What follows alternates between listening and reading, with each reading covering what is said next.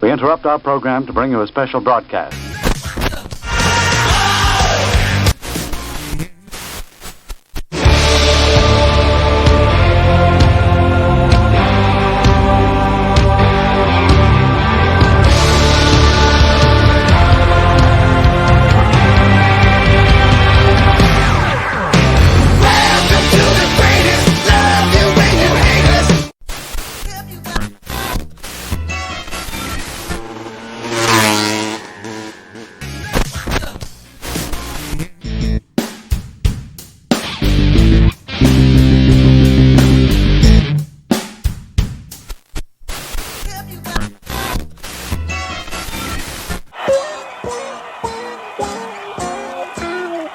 Well, the city's been so quiet since the boys in green went back. What kind of show is this, anyway?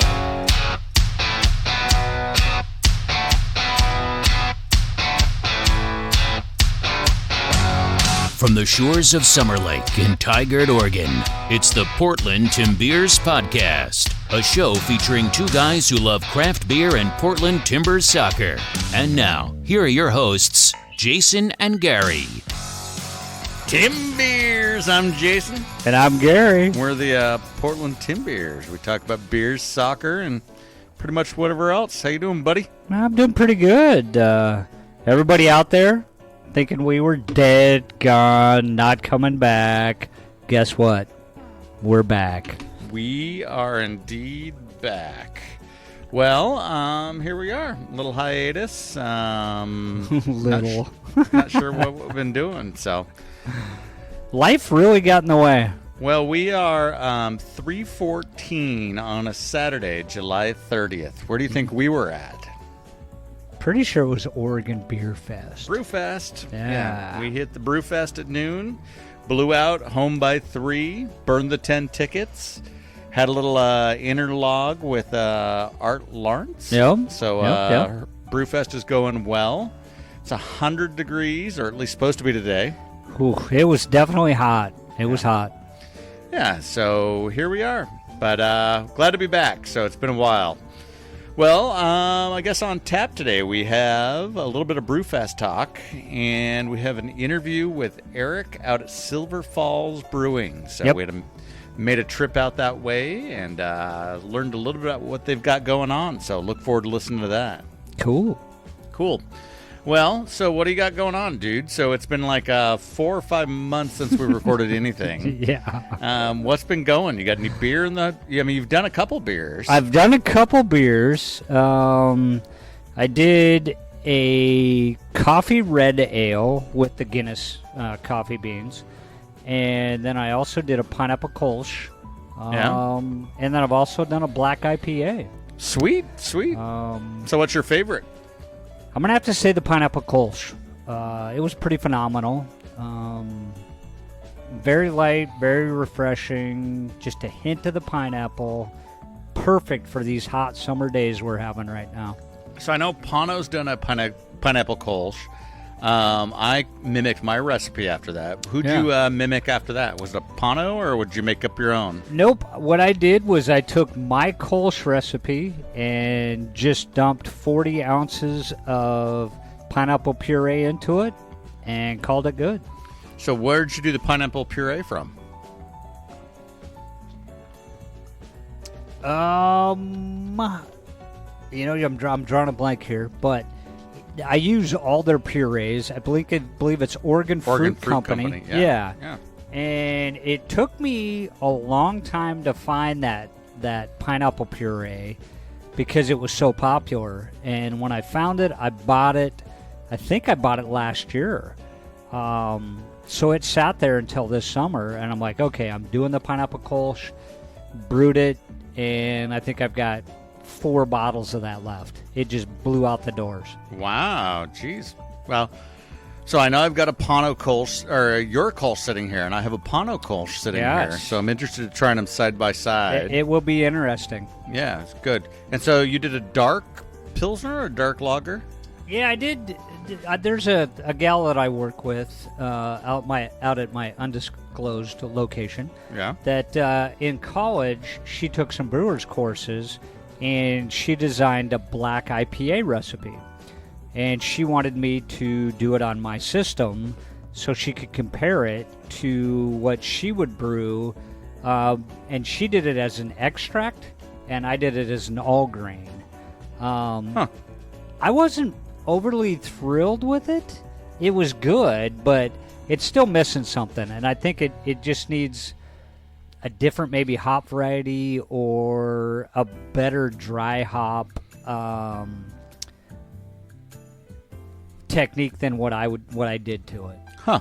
So, well, I know you and I a few months back, the spruce tips were starting to come into fruition. Yes. We went and picked out about a pound of spruce tip? I think we picked. I don't think we got a pound. I think we only got like 4 ounces. It was something sick because it took a lot of them to get any weight. Crap ton. And I was gonna use that in the black IPA recipe, but now I think I'm gonna put that into the Oktoberfest beer. So good segue. So now you're moving to Oktoberfest. You're starting to plan for that. What do you got in mind? So you talked a little bit about spruce tips, but what are you thinking? Any other twists? I don't know. I think I'm just gonna go with the traditional Marzen recipe that I've got. Not trying to do anything fancy outside of that, except add the spruce tips and find out what that actually does to the flavor of the beer. Sweet. Good. Well, I have not brewed anything. I've got some other corn-based type drinks going. Hand sanitizer projects. Yes. So, but I'm actually pretty excited about the one I've got. So I did a true corn mash with malted corn that I malted myself. And so I'm excited to see how that spins out. I plan on distilling that down. And I guess since our last recording, I've got 2 batches of a type of tequila, blue agave syrup used with, it's pure blue agave syrup with denatured sugar, only a little bit. And it's actually sitting on a barrel now. And so we're actually making a tequila that's going to be oak barrel aged for roughly a year. So next Cinco de Mayo, we'll drink this bad boy and see how it tastes. Yes, you will. So I'm pulling samples off like every once in a while. Just to find out where it's at. Yeah, I guess you could say that. So, generally, it's like somebody comes over and I'm like, hey, try this. And Debbie's like, that's the shittiest stuff ever. So, you know what? The funny thing is, it's going to be like that until it's not. True story. Or it could be like that all the way through, and I'll just make a margarita out of it. Could be. Yeah, could be. But it's good. It's fun. So, and I used that barrel that I got, that stainless steel / wood oak face barrel, right, made out of Eugene. So, yeah, we'll have to see and how since it goes. It's smaller, you're actually getting the oak flavor faster than you would in a larger barrel size. Yeah, and I've got a rocket, and I threw in. We talked about this. I threw in an oak stave into it. Okay. That's more charred than the actual oak face part of the barrel. Yeah. So I think I'll pull some interesting caramel notes out of the oak stave. But yeah. And you plan on doing that for an entire year? Oh, it's not going to be drinkable until May 5th. So how long have you had it in there now? Since about May 5th. It'll be a 1 year. So at 3 months, what they're saying with the smaller barrels like that, 3 months is like the equivalent to like 5 years or some crazy thing. As long as you rock it, right? Because it's all about contact of the spirit with the surface oak, area right? with the oak. So if it's just sitting there stagnant, then not a thing. No. But I rock it every couple weeks, and then and we'll see how it tastes. So you're looking for like a 10 to 15 year barrel aged spirit. Yeah, very, very, very like deeply oaked, like almost caramely is what I want out of it. So interesting. Yeah, and I've got a couple tequilas that I bought in Mexico last trip that are like 7 to 10 year age. Yeah, and they're unlike anything you can buy on the shelves. Like very caramely, vanilla-y, and that's kind of what I want. So we'll see. We'll see how that goes. And then this bourbon that I'm doing, this theoretical bourbon, hand sanitizer bourbon. Yeah, I was watching one of the TV shows that does stuff on distilling. Yeah. And they talk about taking it and putting it into a soda keg. So I have that 1 gallon corny keg that I got. Yeah. And they say actually to throw all your oak in there and then pressurize it up to the point where right before the pressure relief valve pops. So pretty decent pressure on it, and hold it for 24 hours, and that's equivalent to 7 years of aging. Oh, interesting. So if you do it for 24 hours, it's 7 years of aging. So every 24 hours under pressure. I'm not sure that was equates to said, 7 years. But they said what I pulled out of it was 24 hours is 7 years. So who knows how they came up with that? Well, sure. So I'm going to take that corn mash and do exactly that. Put in that 1 gallon soda keg, throw the oak in, and see what I can get. Well, how much corn stuff did you do? There's 6 gallons, so that'll yield probably about 3/4 of a gallon. Oh, so it won't even do the full gallon then? No, well, and you need room for the oak and all that Gotcha. stuff. Okay. Yeah, Okay. So. I was going to say because I've got one of those small little gallon and a half guys. Yeah. As well. Yeah. So no, it's just a little run. So we'll see. It should be a decent little deal. So.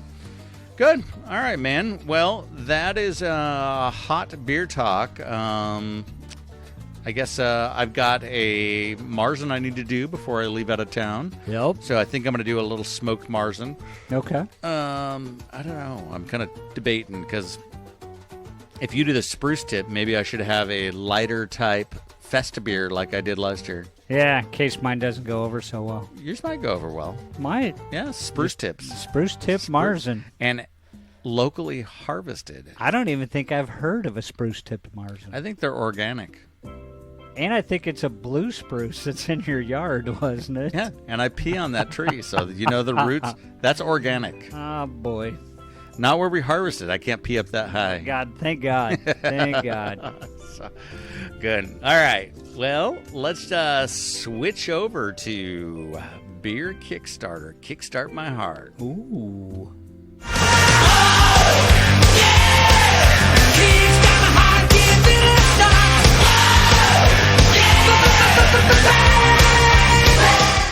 All right, Beer Kickstarter, Kickstart My Heart. This is where we review Kickstarter campaigns that are focused on beer, brewing, things like that in the craft beer world. So we've got 2,300 projects to explore. We're only going to explore 3 of them, so it's been a while. There's never been that many. I think that's like everything in a whole. So Okay. So we've got, first and foremost, out of Europe, it looks like so far 506 euros. Do you even know what that translates to? Yes, $506 actually today. today. Does it? Is it 1-to-1 today? It is 1-to-1. This is the Brew Gooders Beer and Comics Podcast Anthology Comic. So I'm not sure what we got going on here. We got a lot going on. You got comics, podcasts, beer, all sorts of stuff. But it's saying in 2019, Jeff and Colin set up a podcast called The Brew Gooders, and it was in response to the craft beer shop. And essentially what they did is they started picking up a few comics and a few beers and then reviewing them on their podcast. Oh, and so they want this thing to go big. We are now over 140 episodes, they say. Wow. And we want to do something else to say thanks and to celebrate comics. So if you're interested in beer and comics, you can pledge. And they've got 34 backers. Now they have 616 since we've been sitting here. Yeah. Folks that have done it. They have an 1,825 euro or dollar goal and 50 days to go. They're just about halfway where they need to be. Yeah. So basically, if you give €1, you get a thanks. They say thank you. Oh. And for €5, digital copy of the anthology. Let's see if I give €50, you get a comic physical bundle. So they're actually going to send you a copy of the anthology of all their indie comics, and these are true like comics on beer. Yeah. And they're going to send them to you for €50. Oh, that could be interesting, right? So they've got 9 of those left out of 10 total. But yeah, sounds kind of cool. There you go. So if you're interested in beer and comics, Support these guys. It's called the Brew Gooders Beer and Comics Podcast Anthology. So hope you guys make it. And number 2, here's the Ice Divide. It's a beer glass made for cold beer lovers. Any ideas what this bad boy is? Mm-mm. So it looks like one of those frozen molds that you pour water into, and it makes a glass out of ice. Yeah. That's what it looks like to me. But we're looking at this thing, and it says, Ice Divide is a beer glass designed to keep beer cold for a long time without watering it down. Tells me the ice never touches the beer. It says when the beer heats up, the sensory sensations relating to taste are progressively flattened until they substantially cancel out. Yeah. That's why this is the perfect ice glass. So you fill it with ice upside down. Yep. Then you put a cap on the bottom. It's a silicone cap. You flip it. And then the ice, basically there's a cone on the inside where the ice is sitting. Okay, yeah. And you fill it up. And then your beer never waters down because there's ice inside. There's ice in it. So again, kind of cool. Novel little idea. Let's see what they're asking for. So they are looking for $56,000. Holy moly. They're at $59.81. They've got 22 backers with 17 days left to go. Got a long shot here. Long shot. 12 euros. So we're doing euros here, kids. You get a bargain price Ice Divide 1. So you get basically a glass. A glass. Yeah. Super Early Bird, you get an Ice Divide 2. You get a pack of 2 glasses. Okay. And then let's go down here. If you do 300 euros, you get a box with 12 glasses and a beer dispenser. Only 50 packs available. I don't know what that means. Huh. But you get essentially 12 glasses and a beer dispenser. Interesting. So there you go. So kind of cool. Again, upside down glass. Looks like the bottom is hollowed out. You throw ice cubes in the bottom, cap it off. Ice doesn't melt the beer, or doesn't melt in the beer. So interesting. Kind of interesting. I'd be interested to actually see how that works. Yeah. Right? And it looks like they have a couple of different shaped glasses for that. Yeah, it looks like they've got the little thistle glass, Ice Divide glass, and an old-fashioned glass. Maybe. I don't know. One of those looked almost like it was a pint glass, and the other one looked like a Pilsner glass. So yeah, I don't know. They got architectural things here, all sorts of stuff here. But anyways, all right. Well, there you go. So that is the Kickstarter for Ice Divide. Go to Kickstarter and take a look at that. Hopefully those guys get funded. And I'm scrolling through here. You've got Tortured Souls Brewing Company, which is our third. They basically were looking for 67 backers that pledged $13,000 to bring this thing to life. It actually has now expired. So it was last updated July 26th. Looks like they made it. cool. They are a small batch manufacturer of beer and seltzers. And so they're out of Pittsburgh. Angela and Scott Wyman basically want to expand their business. And if you had pledged some money here, let's see, entry, you got a glass for $25. For $1,500, you got your very own Tortured Souls party. So for 50 people, kind of cool.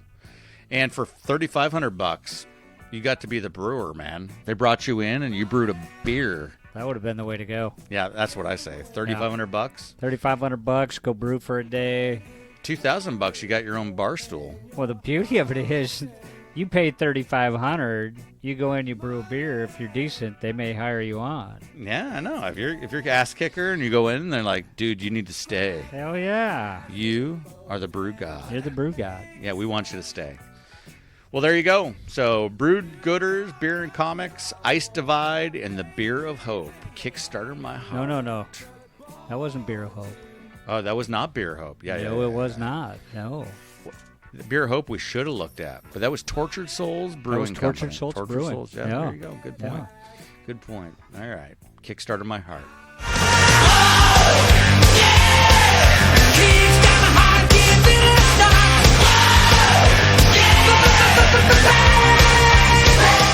All right, buddy. Kickstarter my heart. There we are. There it was. Long time money. since we've done that. Long time. You got some cash you want to put time towards one of those? Not yet. Not yet. No. I'm still waiting my turn. Finding something that's good. Yeah. Well, so let's see. What do we got here? We've got an interview with Mr. Eric from Silver Falls Brewing. Here a few weeks ago, I stopped by the brewery. This is a place that you and I had been targeting to stop at for some while. And then COVID hit. Yeah. And so these guys have been going. They've got a hell of a marketing team. Their marketing team is very, very strong and very active on social media. And then when I stopped by, dude, the menu, unbelievable. Yeah. And the food off the menu, fantastic. Good. And then I had the beers. Unbelievable. Yeah, fantastic all the way around. Good to hear. Great place. So if you're heading out to, again, Willamette Valley, east of Salem, Mount Angel, Silverton, Malala, that whole area, Silverton's got this place called Silver Falls Brewery. Great place. Check it out. So good to hear. Here's the interview with Silver Falls Brewing. All right, it's Jason from the Tim Beers here, and I'm at Silver Falls Brewing and or Brewery, and sitting here in Silverton, the town of Silverton. So I'll let you introduce yourself to the listeners and talk a little bit about what Silver Falls Brewery is about and where you're at. Yeah, my name's Eric Druliner. I'm one of the founders of Silver Falls Brewery, and we started back in 2015, and we're just tucked into the historical town of Silverton. And, we brew some great traditional beers, and we kind of, try to incorporate the Silver Falls State Park and its beauty and uniqueness into our craft. Cool. So we are sitting here in the grain room, and we're looking down on this beautiful stainless steel brewery that you've got set up here. So how long have you been here at this site? And why don't you introduce us to a little bit about your background in brewing? So we started back in 2015. We opened up a tap room in downtown in 2017. And then right before, late 2019, we broke ground on kind of merging the brewery and our tap room into a full restaurant and a 10-barrel production system, which we got all up and running this last year in March. So we've had just over a year on the new system, coming from a 2-barrel system. Cool.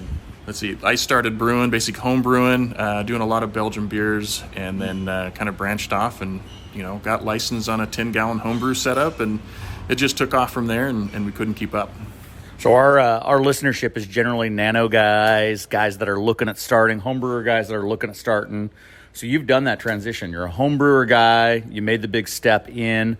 I'm looking at a 2-barrel setup from Stout Tanks, so we love Stout Tanks. We are brewing on Stout Tanks type stuff. So how was that transition? Talk to us a little bit about that transition to go from, again, smaller scale homebrew guy to something a little bit larger to, again, full production brewing where you're doing self-distribution now. Yeah, it's like we did a lot of the same thing, a lot of the articles and a lot of the, videos and researching of, how to start, where to start. And you really have to be dynamic if you're going to start small like we did. We started out with the 1-barrel Stout Tanks, and it was like, well, I don't like to do double batches into 2 barrels in a day, so that's when we upgraded the kettles to 2-barrel. But it was originally like on a property of mine, so and it was a big garage, big detached shop that we converted one of the big bays into the brewery space. And you have to be innovative. You have to be willing to just DIY projects, from an igloo cooler and a window air conditioner for your glycol system. To building in your own walk-in cooler with the CoolBot. I mean, it's all the research that everybody does, and it's like you just got to piece it together. And you kind of have to grow organically. And some of the articles I read is like, oh, if you don't buy a whole setup that's 7 barrels or bigger, you don't make money, right? It's like, well, you got to be creative where, we didn't technically have a mortgage or a lease, for a number of years because it was on my property. So you can do it. It's just being creative and transitioning into that and just taking the steps of, we just put anything that we made, we put everything back into it to make your time more efficient, like the 1-barrel to 2-barrel, which then opens up, hey, now I can have an afternoon of cleaning kegs. So it's all those transaction costs, not necessarily monetary value, but just what's taking your time, what is prioritizing of upgrading equipment. And then eventually when, jumping from a 2-barrel system to a 10-barrel system, we've been brewing for a number of years and our name got out there and we knew we were making great beers. We were able to brew the same beer lots on a smaller system to be able to fine tune it of where we wanted it. And so transitioning from the 2-barrel to a 10-barrel system was it's still a big learning curve, but we knew the taste, we knew what direction we could go to bring that beer back to where our standards were. Because it's not just a linear scale, it's a new system, it's trial and error again. You have to kind of start back over. But so then once we kind of got caught up this last year with our 10-barrel system, it was, now we can take on another part of, having a brewery is doing self-distribution.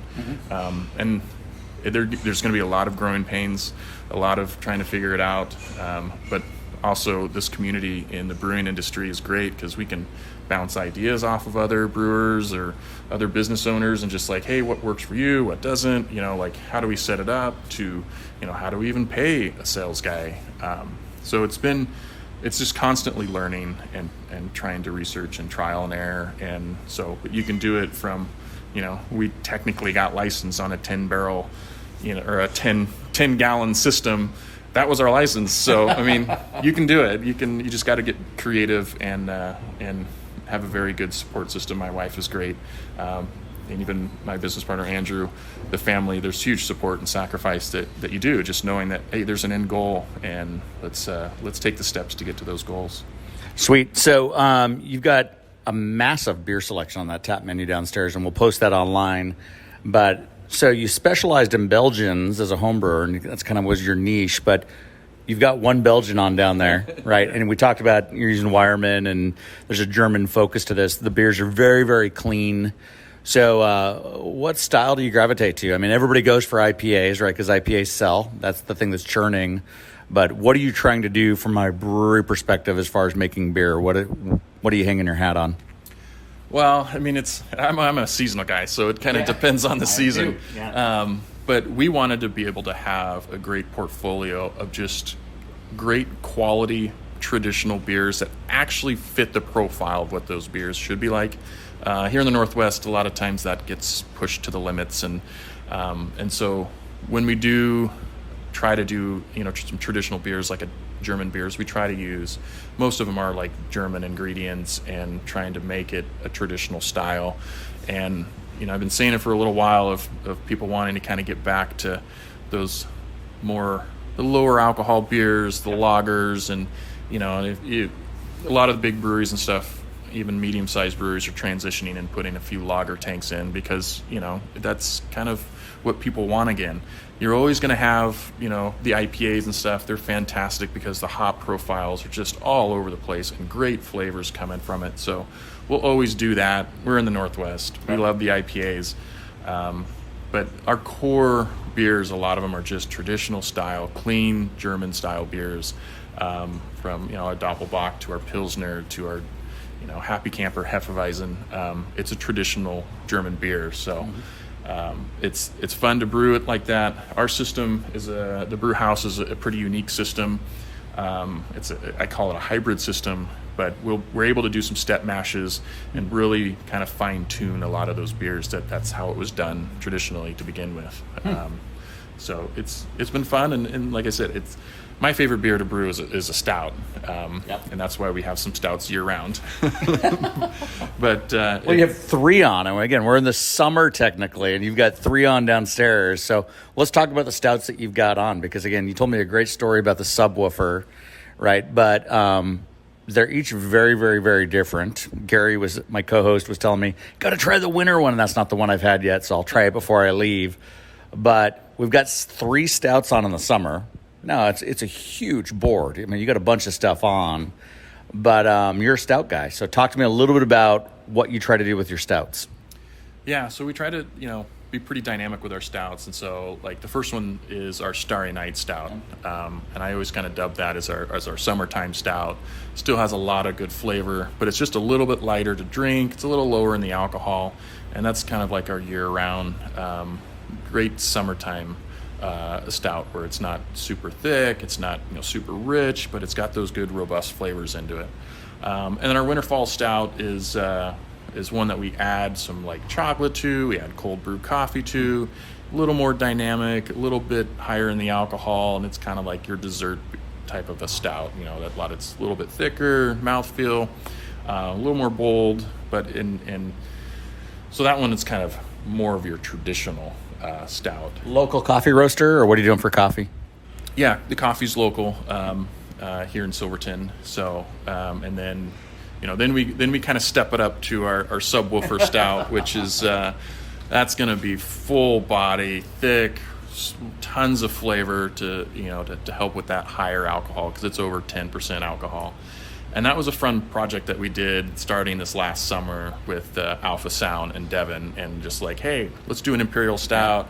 He does pro audio, and so he wants to do a cool video, and so we ended up, and we kind of wanted to find out what the max that we can put in our new tin barrel system, and just as far as grain load, and see what we could come up with. So a stout's, of course, a great go-to of a lot of grain and filling the kettles up. So it was a project with Alpha Sound, and he actually collaborated with Bauman Farms to get a huge pumpkin, like 800, 900 pound pumpkin.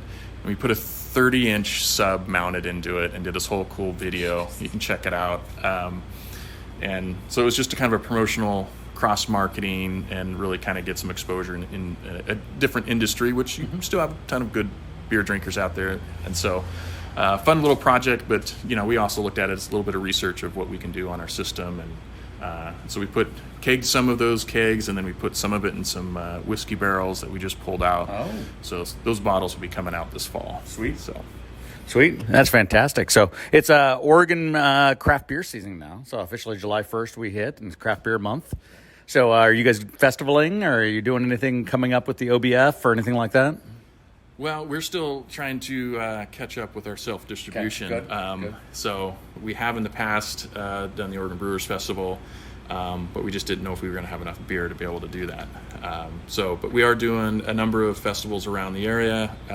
We do a brew fest here in Silverton. It's called the Homer Invitational Brew Fest, part of the Homer Davenport Days here in town. So it's a 3-day festival, and we invite, I think, like 9 other breweries, a couple different cideries, and it's just kind of a taste of the Willamette Valley. A lot of them are all self-distribution type breweries. So we'll be coming out with some announcements here in the next week or so, and that's the first weekend in August. Cool. It's festival season, so we'll be out and about. Yeah, last weekend of July is OBF, and then first weekend of August, it sounds like a big, huge festival here, so that'll be exciting. Well, Eric, I appreciate the time here. So listeners, come out to Silverton, check out Silver Falls Brewing, and it's fantastic. Great beers, great setting, beautiful building, and again, appreciate your time, man. Yeah, thank you for having me on. Appreciate it. Yeah, take care. All right, big thanks to Eric from Silver Falls Brewing. So great interview, and again, kind of cool because Homerfest is next week, huh? Yeah. We just learned about that. So, Homer's Fest. So if you're in the Willamette Valley and you want to check out a great brew fest, again, head down to Silverton. Sounds like there's a great festival going down that way. We'll include a link to it kind of in the show notes there. So I was looking over my beer notes from when I recorded the interview with Eric, and by far, all of their beers were fantastic. Everything was 4 stars out of the 5, and but I enjoyed that Subwoofer Imperial Stout. Interesting. I'm actually interested to try that Subwoofer on the barrel that they released this fall. Yeah, when it comes out this fall. That'd be a great bottle to get a hold of. But I had their IPAs. I had a strong ale, the Mind Reflects of Gold Stash Strong. I had their cream ale. I had their Pilsner. Again, all of that stuff was fantastic. And but again, big thanks. Good food, great beer, and even better company. They were very hospitable there. So cool. Check them out. And then while I was down there, we got to kind of do a guys trip down that way, because you could do the Abbey, Mount Angel Abbey.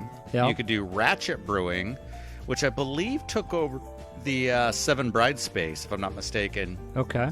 And stop there. They have some great IPAs. And then you could do Silver Falls, and then I believe there's another brewery in the area that you could hit too. So we could do kind of a rotation, and then Tim's down that way too, over in Salem. Yep, so he is. You could check him out. But cool. All right. Well, that's what we've got for our interview. Let's flip it over to Beer in the News. We interrupt our program to bring you a special broadcast. Beer in the news. So these are the topics that are in the news related to beer. So again, this is just kind of a scan of Brewpublic and some other sites that are on there to kind of see what's going on. Probably the biggest thing is Oregon Brew Fest this weekend. So again, it started off on Wednesday, I believe July 28th, and it's running through today, July 30th. A little bit shorter festival than the past. Yep. Also a little bit smaller. Went from 80 taps down to 40 taps. 1 tent, not 2 tents. No, there were 2 tents. Well, so one full size compared tent, to the 2 tent. Yeah. And 2 full-size trailer areas. Yeah. Yeah. But I mean, it was usually in the past it's on one side, courtyard, and then you have another side. Correct. And there's literally the entrance area where all the food places are at, and then it's just beer. Then everything was off to the south side. And no special taps, no high token brewer taps or anything like that. Right. So, but anyways, it was good. It was fun to see post-COVID. I know Art's been stressing out over getting this thing back up, and numbers have been dropping over the years. It's been hot this week. Super hot. So it's good for him to, again, they're expecting about 35,000 to 40,000 people to show up to this thing. Said it was a little bit light Thursday, but numbers picked up Friday, and numbers picked up today, it looks like. Friday or Saturday's numbers today were looking pretty good. We were in there at opening, and it was packed. So by the time we were leaving, it was even more packed, especially for what they predict with a 100-degree day. So yeah, the good news is the clouds were rolling in and cooling off. Yeah, so I guess takeaways, what are your favorite beers that you had? What kind of stuck out in your head? We really didn't do. I mean, we tasted each other's beers, but didn't have a lot of overlap. Yeah, I think the favorite for me was the creamsicle sour. Yeah, and that beer was it was amazingly refreshing. It wasn't super sour. It wasn't overly sweet. It just hit all the right notes, especially for that temperature we were in. Yeah, and you had the Lime Leaf Kolsch by Zeugel. Right. And that was another one that I was really shocked and surprised by the flavor of that. It was really good. Yeah, so $30 got you 10 tickets. They're not doing tokens this year. They'll accept tokens, but it's 2 tokens equals 1 ticket. Right. So that gets you a 4-ounce taste. So, I had the Raindrops on Rose City, which was one of the ones everybody was talking about coming into it. This is by Ale Song. It's a Pinot Noir / barrel-aged kind of a wine beer. Wine beer mix. Yeah. And, it was good. I mean, I thought it was interesting. It's a little heavy for today. Certainly tart and very different compared to everything else that was there. Very different. Yeah. And then you got the A Toast to Art by Ninkasi. So Jamie and team put this thing together. Yeah. And that beer was actually pretty good, especially with the heat that we were in. It was pretty refreshing. Really good light tropical notes on the hops and just a little bitterness at the end. Yeah, and then one of the beers I really enjoyed, which was a surprise to me. I didn't do a lot of IPAs today. I was trying to drink light, and I actually drank a lot of sours. Yeah. But the Hot Vault Series number 3 by Terminal Gravity actually sticks out. That was another just a really, really good beer. Really solid, very malty, almost Pallet Jack-esque. Yeah, and the hops that they used in the blend was perfect. There wasn't super bitter, but it was very flavorful from the hop side.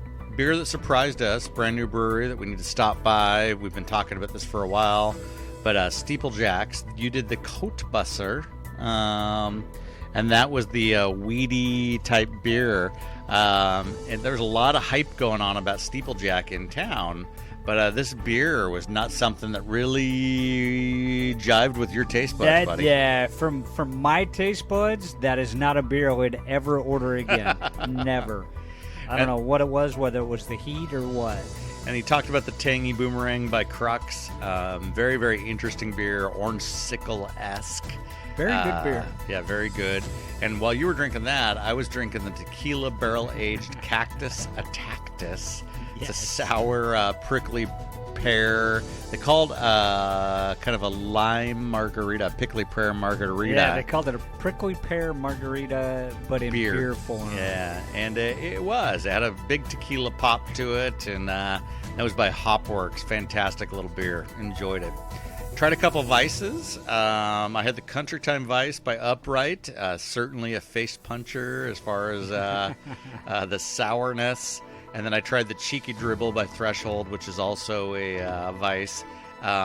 It was peach. I'm not a big peach guy. Yeah. And it kind of hit me in the face with that armpit peach taste. But it certainly could appreciate it. And then, again, we started the whole thing off with the 25th anniversary hoppy lager that we talked about. That was actually a good beer. Yeah, Caldera out of Southern Oregon. Fantastic beer. Great way to start the Brewfest for us. So, but in all, 40 beers. We tried, between the two of us, 20 beers. Yeah, quite a few. Yeah. Good beers. Tasted well. Good festival. The black... what was it, Black Lager? Black Pilsner, yeah. Pilsner, yeah. The Black Pilsner was surprisingly good, especially for a hot day like this. It wasn't overly malty.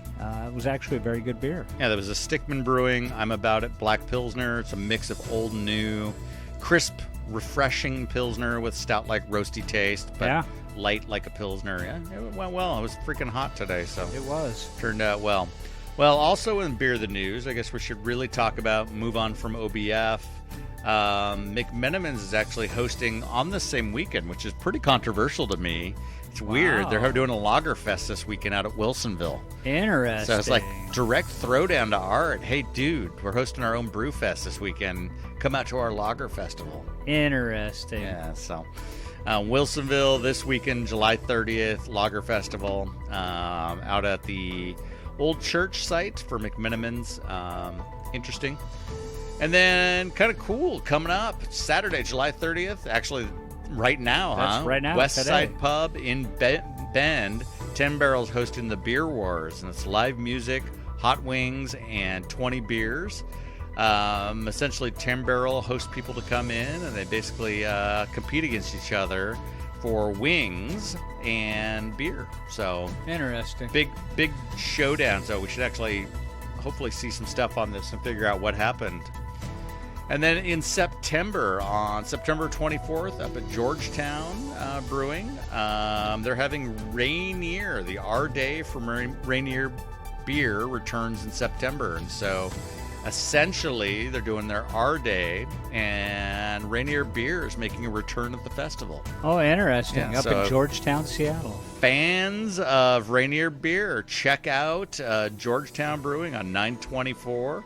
There's a festival just for you, so that's kind of cool. Old beer, and certainly enjoy a good Rainier from time to time, especially if I'm like at a Timbers game and that's a cheap can that you can buy compared to everything else. Very definitely. Vancouver, BC in August. They're hosting on August 6th the Farmhouse Festival. So if you're a fan of farmhouse beers, head up north to Vancouver, BC. Check out this festival. All sorts of funky and wild fruity beers. So mixed fermentation, all sorts of stuff. This is supposed to be like the thing as it relates to farmhouse beer, so check this out. And then kind of wild and wacky stuff going on. Vancouver-based Fortside Brewing is basically suing Oregon over beer distribution. And so Fortside's like, dude, you guys are screwing us here. What's going on? And so there's a bunch of Washington breweries essentially that have jumping on that bandwagon, jumping on this, and the lawsuit against the state of Oregon regarding distribution. And so it says that Oregon law currently requires out-of-state breweries that want to sell their beer in Oregon to obtain a federal wholesaler's permit, and they're saying that's crap. We don't have to do that. Why do we have to do that? And so there's a big lawsuit going on regarding that, because Washington breweries see Portland as a place that they can actually do something here. So especially if they're in the Vancouver area. Yeah. So What else we got? There's a beer-destroying ghost, dude. In a British pub. In a British pub in Britain, man. I mean, what the hell's going on in Britain? It's nuts. Basically, a ghost was allegedly captured on camera. So there's cameras all over things now. Yeah. And a ghost was captured on camera in a 300-year-old British pub in White Swan Inn in Bedfordshire, a county basically in eastern England.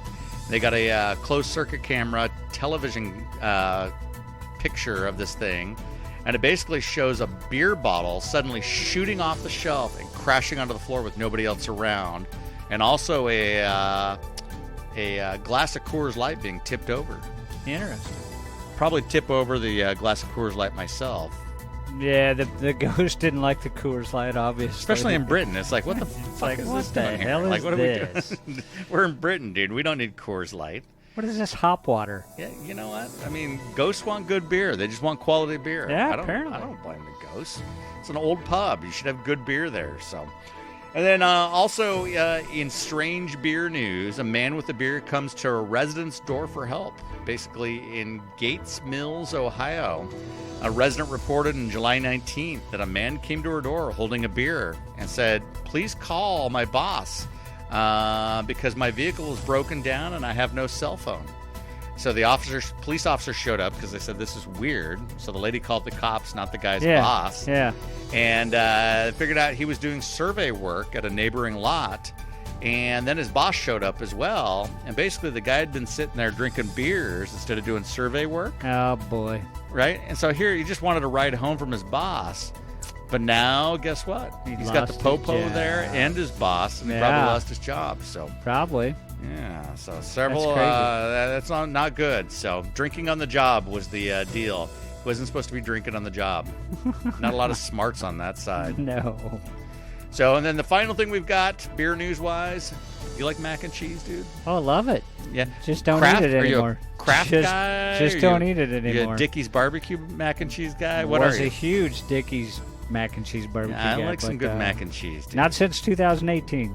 I found some great mac and cheese. It sounds really dirty and like may change the listeners' ideas of the highbrowness they hold me to. Okay. But Walmart brand, whatever that brand is, they have a peppered Asiago or white cheddar mac and cheese, like a deluxe version for what it is. It's Walmart mac and cheese. Dude, it is dirty, but it's fantastic. Fantastic. Peppered Asiago / white cheddar. You heard it here first. I'm telling you it's good. Jason Rogers. On that note, we might have to try this. So there's a new mac and cheese out, and it's an IPA-inspired mac and cheese. Yeah. It's a $17.99 for a 4-pack, or $45 for a 12-pack. No way. It's called Goodles, and it's a beer-flavored mac and cheese. I ain't paying that much for mac and cheese. Dude, it sounds fantastic. No, not for that price. It says, the backstory, yes, your macaroni and cheese just got boozy. Technically, there's no alcohol in it, but a soon-released product from Goodles, a new mac and cheese brand, aims to make it better tasting and essentially designs it to taste like a beer, specifically an IPA. That's ridiculous. There you go. So it says, in short, this isn't exactly the Kraft mac and cheese your kids would get. This is adult mac and cheese. So there you go. I think we need to get a thing of this. I might order some of this in our next podcast. We might, in like 6 months, I might serve this up to us. What do you think? Yeah, it sounds like a waste of money. $45. That's outrageous. Yeah, there you go. There's your Christmas present. So, beer news. There you go, beer news. Beer news. What'd you think? Beer, mac, and cheese? A lot of crazy stuff out there. Yeah, ghost tipping over beers, beer news. IPA, mac and cheese. All sorts of crazy, Why don't they whacked make out stuff. A stout mac and cheese? That actually would be fantastic, except probably would be dark, right? Probably but you could do like a Gouda. Oh, Gouda stout, mac and cheese? Come on. Yeah, I agree. That might be good. So, But you're not supposed to be eating that crap. No, probably not, but... All right, buddy. Well, thanks to Eric over at Silver Falls Brewing. Appreciate you. And big thanks to Art Lawrence for some time today at the Brew Fest. Yep. And Another successful OBF in the books. Glad to see that back post-COVID. Yes. And I guess we've got kind of crazy schedules coming up, so look for erratic type podcasts from us. We'll apologize right now. Yeah, but we'll try to be a little bit more regular and do some stuff there. So, but anything else, buddy? That's it. All right. That's all we got. Tim Beers.